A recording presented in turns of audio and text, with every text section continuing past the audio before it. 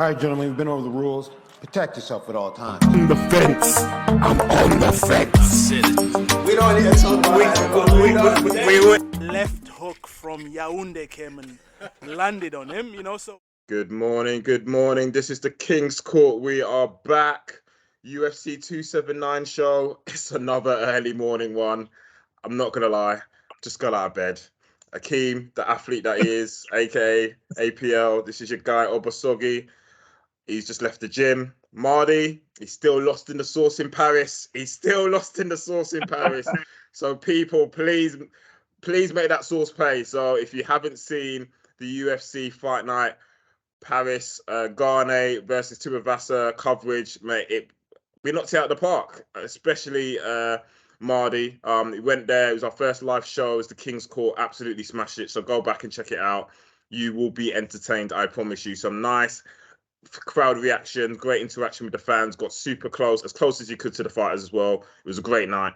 I won't labor too much on that. Let's go.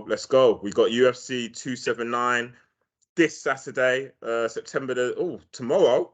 I'm saying this Saturday, tomorrow, Las Vegas, headlined by Khamzat Chimaev versus the gangster, the Stockton slap himself, Nate Diaz. I've been lost in the sauce the last 24 hours. So APL, you're gonna have to tell us what have I been missing? What have some of us been missing in terms of the build up to what should be an interesting fight? Let's just say. Yeah, man, it's really, really, really, really interesting because we were already bought in anyways. The casuals were bought in. It's Nate Diaz, so they're bought in. But so long story short, yesterday there was supposed to be a fighters press conference. And from what we gather, so there's no footage of anything, by the way. Dana just comes out 30 minutes after the press conference is supposed to start, says, hey guys, we can't go on anymore because for everyone's safety, we've decided to cancel the press conference. And the word on the street is that Khamzat got into it with Kevin Holland, and then Nate Diaz got involved, and according to Dana, punches and kicks were thrown as well as bottles were thrown. So basically, there's no footage, but everyone's like just waiting for the embedded, because embeddeds they come out like a day after, no? Yeah, there will definitely be another. I think they're up to embedded 4 last time I checked. Hopefully I'm not behind. So there should be another at least 2 episodes. So embedded better have been there.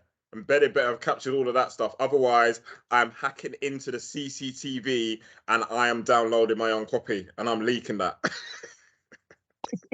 Well, yeah, I don't know whether they've made it bigger than what it is, because I don't know, because Dana doesn't strike me as that guy that's like, if it's just like a little thing. But yeah, so basically the press conference cancelled, fighters were separated, and then Khamzat like posted like a short, like a 10-second or 15-second video in Russian where he audibly says Diaz and I think he says Kevin Holland as well, but I don't know what he says. I don't know what he says. So it's very, very, very, very, very interesting. I just wish they got them together though. Like have at least like 1 million police officers there and just get them in WWE style. The thing is though, as well, if you've been staying up to date with Embedded up to yesterday, Nate Diaz rolls deep. There's like 25 of them in his Vegas residence. So like, and they're all fighters. All of them are fighters. So I'm like, I don't know who I can recall has rolled that deep. And if things are going down, then things are gonna go down. Especially for those MS from Stockton, they don't play. So I can imagine it would have been like a meme, just Stockton slaps everywhere, just slap. I reckon it would have just been a slappers. Honestly. Yeah, that's hilarious, but yeah, no, that was I think it was Brett Okamoto that said that. He goes like Nate's crew is pretty big, because they were talking about them being there as well. So I don't know, man. We'll find out in Embedded what exactly went down. You'd imagine Kevin Holland's got something to do with it. His mouth gets him in trouble everywhere. Yeah, so that's what's happened in Balamory over the past 24 hours. And it's Khamzat, and you have to throw into the equation of the fact that everybody's extra mardy, funny, extra mardy, extra emotional with obviously weight cutting. So you're extra stressed. You've got that stress on you. People's emotions are wrung very dry, and Khamzat, as like he always says, he just wants to eat everybody. So obviously earlier in the week, if him and Paulo Costa were getting into it at the PI.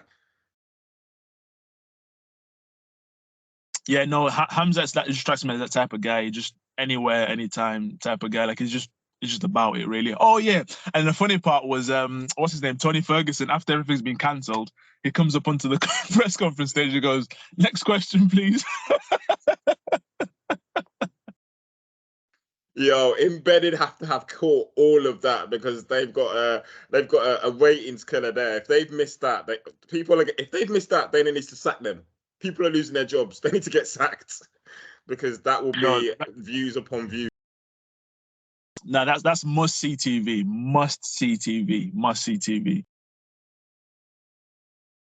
Yo, let's get into obviously the main. We're gonna discuss the main and the co-main. So obviously we've got Khamzat Chimaev ranked to number 3 welterweight. This is off the back of the Gilbert Burns real test that he had against Nate Diaz. Also, I'm hearing and I saw photos, and I don't know if there's a bit of kidology going on where Nate Diaz, they're showing like there was a photo of the shape of Nate Diaz in his last fight and the shape of him now, where it's like he's kind of said, "Oh yeah, I've stopped. I've given up. I'm not even gonna get into shape like that." I'm like, huh? He said he's got to beat me either way, whatever. So I don't know what the meaning of that is, or if it's just kidology where he's just playing with the angles on on the Instagram filter. But that was an interesting one. But obviously, looking at the odds, I never get your US odds. I'm guessing minus means your favorite. Yeah, minus his favorite. Yeah, minus his favorite, and plus his underdog. Yeah, so odds at the moment minus 117, 1150 to Khamzat, and then plus 750 Nate Diaz. It's not like it's not one-sided, but I mean, what are we feeling in terms of the unlikely happening? Let's just say, and that surprise where Nate Diaz is like, it ends with "I'm not surprised, hitches." Could that happen again? I don't think so, because I think the only way Nate stops Khamzat is probably by some sort of submission. Yeah, because I don't know when's the last time Nate knocked anyone out. Nate Diaz knockout. Obviously, he lost to Leon. He lost to Masvidal. He beat Pettis. That was decision. Going down the order now. McGregor 2, 5 rounds, lost on decision. He submitted. Oh my gosh, we're going back now. Decision Johnson. Now we're back in. Oh gosh, what year are we in? We're back to 2015 now. We still haven't come across a knockout. Dos Santos beat him 2014. He beat Maynard. How did he beat? Oh, there you go. He beat Maynard. Oh gosh, we beat Maynard back in December the 1st, 2013. 2 minutes 28 of round 1 with a TKO. So that's almost 10 years. Yeah, it's not looking good, man. It's not looking good. So to answer the question, likelihood of I'm not surprised is, to be honest, I think he's accepted it's almost zero. Like I don't know if you saw, I saw like a little short clip where he's on about like he didn't want the fight, he still doesn't want the fight, he didn't want the fight. Now he's thought about he still doesn't want the fight, but he's gonna go ahead and fight. I'm like, well, okay, that's not sounding good to me. So are we calling like? Obviously, we want to hype. We always want to see a competitive main event. We always want to see a scrap and a war, or at least a technical chess match. Are we calling this like? Are we just seeing Khamzat go out and do what he did to Jingliang, and just pick him up and just start slumming around? Is that possible? Can he do that to Diaz, or not? Because I mean, that's what we seem to be angling for. Because that demolition of Jingliang when he just picked him up from the speaker today, was absolutely ridiculous. He could no way can he possibly do that to Nate Diaz, or are we just making stuff up now? Well, I think at this point, Diaz is purely riding off of his name, really. If you were to put like hide the fighters' names and just look at their records and say this guy's fighting this guy, how do you think it'll go? I hazard a guess, 99% of people will say fighter B is going to beat fighter A because he's just better. So, and for me, Diaz, it seems like someone that's just, his head's not in it. Like he's not, you know, like when he came back from McGregor, like when McGregor was at the peak of his powers, like, oh yeah, I don't care, I'm just here to fight, this and that, this and that. This time he's like, yeah, that clip really did something for me. He's like, I didn't want the fight. I still don't want the fight, but they gave me it, and I'm here. I'm like, well, if you didn't want the fight, why not? And if you still don't want the fight, why are you going ahead with it? Yeah, it's an interesting one. I mean, when you think of all his gripes against the UFC as well, if you think about it, he never really talks about pay because he is very highly compensated in the scale of the things. He never brings up pay. He never makes out that he's shortchanged or whatever. He just feels like he just doesn't like the fact that he's pretty much owned by them, but they pay him so much that they own him. And then they rolled him out kind of once a year. Like you said, it's almost like the Undertaker, so to speak. You're not fighting Nate Diaz because of record. You're fighting him because of the razzmatazz of you're fighting Nate Diaz. It's probably contractual that it's going to be a main, and he's on pay-per-view points despite being nowhere near a belt. So he's in a very unique situation. And I get that this is his last fight, but what's he going to do afterwards? I mean, if he wins, of course the UFC will be like, yo, you're an asset, you're a bigger name, you've just smashed obviously their plan is probably for Khamzat to smash him and take away his shine so he can then go on to bigger and better things, that being, probably the winner versus Leon and Usman. That just makes complete sense. But if Nate beats him, wow, like that's derailing the whole game plan. But then the UFC then have to go and do everything to keep Diaz because they've still got a massive asset there who is unsigned.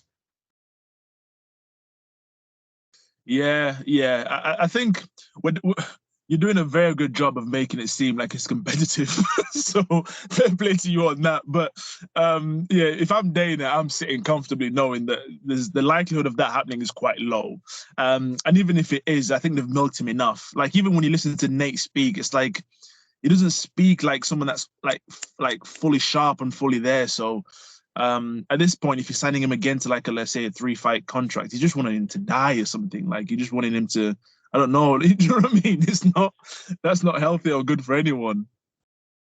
But we have to play advocate. We have to say if, because let's remember our last recording, the level of distrust we now have in any results because of our PTSD post the Rocky Nigerian Nightmare result. And let's also remember that Leon was almost waxed off by Diaz in those last 30 seconds in their encounter. Obviously Leon won every single second of that, but everyone's memory was the last 30 where Diaz was like, haha, got you. I mean, there's still a lot of dog in him. There's still something in him that once he gets into the ring, he can, at least create a moment. And that moment might be enough to shock the world. So again, we have to find out what if. Yeah, no, I hear it. And the only way I'm looking at it is Khamzat. There has to be a lot that goes wrong for Khamzat on the night for Diaz to win. Like that's just be a lot. Like for example, when he beat Conor, right? You knew that if he dragged Conor down to like the 3rd and 4th round, Conor gasses out, and when he's on the floor, it's quite easy to handle him there. Whereas I don't think Khamzat's like that, and Khamzat's probably as big, if not bigger, than Diaz. So a lot has to go wrong a lot has to go right for Diaz to win. And like you say, it's UFC's UFC, man. One head kick, one elbow. I don't know. There's so many ways that things can happen and go wrong. But if you were to ask me and say, bet something significant, I'd say Khamzat every day. Yeah, and I'm not joking. I'm just testing the waters. At the end of the day, that war against Gilbert showed that Khamzat is he can do it. He can do it when the waters get tested because that was a war. I wasn't expecting it to be so so close. You know, I was expecting Khamzat to just go out and smash it, and Gilbert was unbelievable that night. And they you know, they got into the phone box and they proper scraps. And you know, Chimaev, you remember he hit the ground a couple of times from some of Gilbert's punches. That was a war. I don't like we've just alluded to. Diaz hasn't knocked anybody out in 10 years. I believe Khamzat down to the ground will be comfortable. I think he'll probably be able to deal with Diaz down to the ground, and I don't genuinely see it going down to the ground in terms of submissions. I think it'll stay on the feet, and I think Khamzat dictates it in terms of if we're going to wrestle, I'm going to pick you up and throw you around and ragdoll you, and then in between that, I'm going to comfortably outpower you on the feet. So I'm throwing the what ifs just so it's on record that I asked the question. But I'm definitely, I can't really see it going 5 rounds. Let's just say that. I can see Khamzat making a statement and getting Diaz out of there, and Diaz can ride into the sunset with his millions and keep Stockton slapping the streets or whatever we will, or grow weed or whatever he wants to do next. But, you know, I think his era is definitely up, and it's time for Khamzat to take his shine and, yeah, move on. Agreed, man. I just hope it's not in like devastating fashion. I just hope it's like a nice and quick, you know, like just a good one, so the UFC doesn't look too bad, because they already look bad putting Diaz in there with him. So imagine now he goes out and like he gets, we know Diaz bleeds easily. Imagine like he just gets cut and like just gets pummeled. Yeah, that wouldn't be a good look. So here's to hoping that Diaz can take an L, but a good one, or if he can shock the world, even better. So I'm gonna put words into Marty's mouth, and I'm gonna say he's probably Team Khamzat as well while he's not here. While he's that's a convincing one from us. So that's the main. Going on to the co-main, we've got one of Khamzat's victim, Jingliang versus I could call him the Leech. It's easier, no offense. Versus Tony Okakui Ferguson, welterweight. Yeah, I mean, is this the last chance saloon for Tony Ferguson after let's just say the last couple of years he's been through in terms of L's, or is this his resurgence? Is this his division? What do we think at welterweight? Yeah, I think with the Leech, is probably, it's one that you can see him winning. It's one that I can see him winning. Whether he does or not, I'm not sure. But I definitely feel comfortable in this particular bout that he has a better chance. Yeah, I can say that he has a better chance. Yeah, I mean, looking at Ferguson's last fights, as I touched on, Okakui obviously lost to Chandler. Oof, that head kick. Oh, that front head kick, which was, yeah, that was a meme and a half. Lost to Dariush. Lost to Oliveira, the champ. The champ has a name. He's Charlie Olives. Lost to Gaethje. Yeah, so we got to go back to his win back over Cowboy Cerrone back in 2019 for his last win, and then his last win before that was Pettis, which was 2018. So that's a lot of L's, and I think again, you know, 1, 2, 3, 4. Obviously, losing to elite competition, but I think a 5th L for me, you need to go, push you out of there. Like you can't. You know, it's almost like the unwritten rule is what, you know, you lose two in the UFC. That third one is a little bit, could be a last one. You know, you hear that with Molly McCann and a few others where I just couldn't lose that third. I couldn't go on a free losing streak. They're giving him, and I respect that, because at the end of the day, wasn't he interim champion up to a point, had 12 undefeated. So 100% he's got credit in the bank. But if he loses to the Leech at welterweight, 5 defeats in a row. I don't.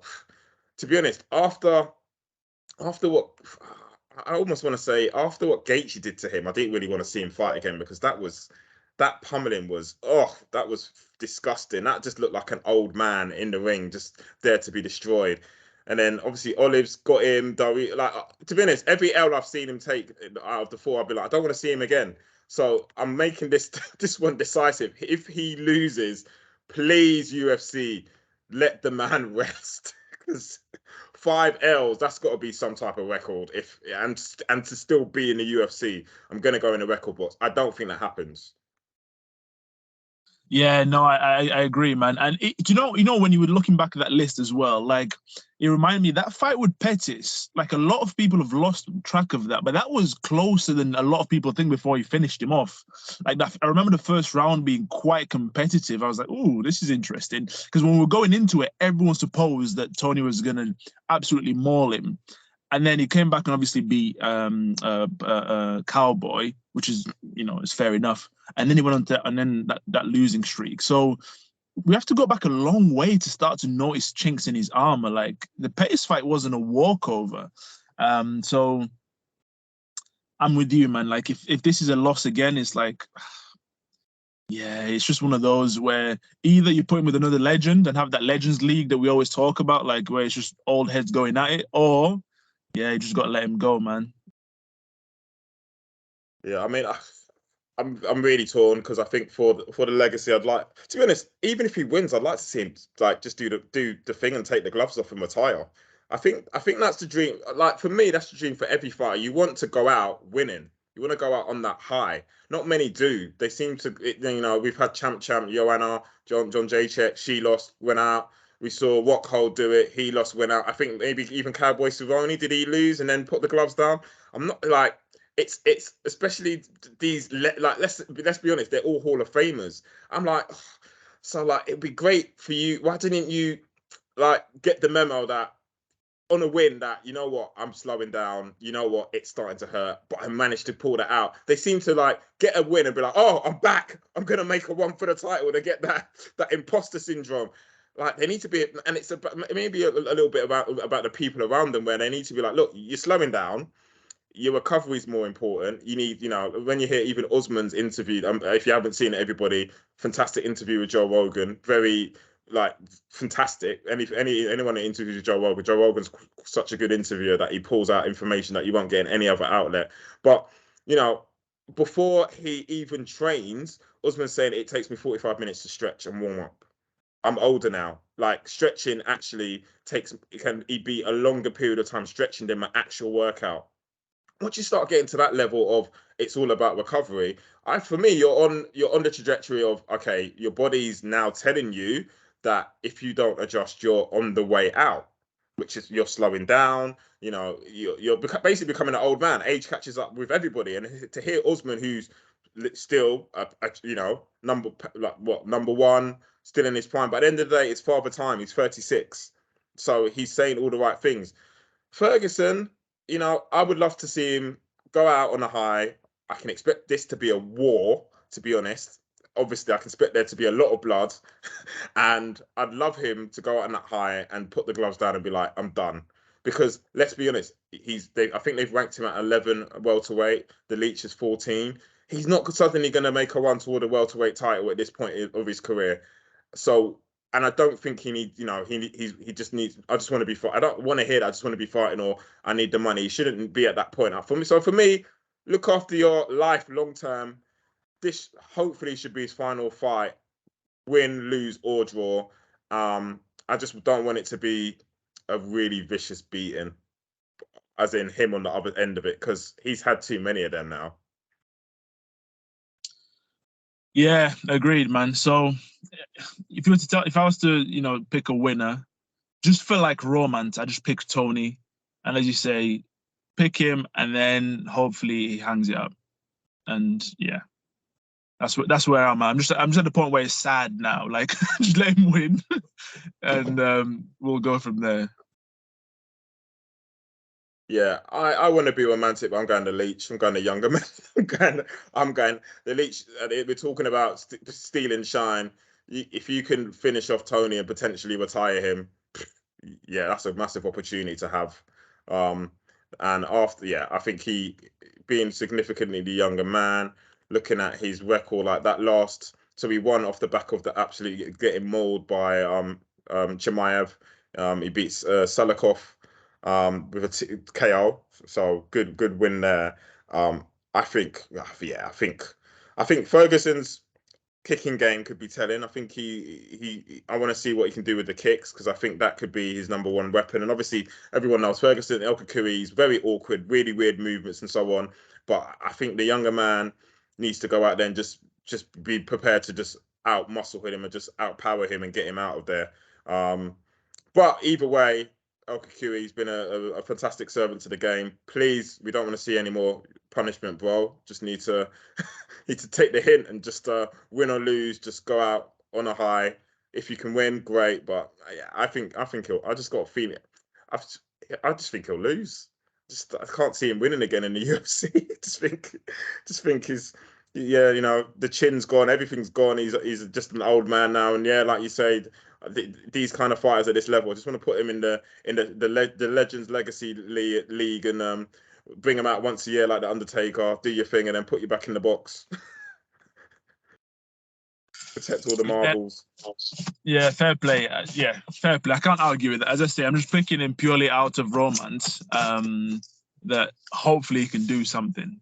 But I'm not holding my breath at all. So, yeah, it is what it is. It is what it is. But, yeah, I'm looking forward to a big day today. I'm going to catch up on everything I missed yesterday. I'm hoping some videos get leaked, embedded all over it. And, yeah, amazing.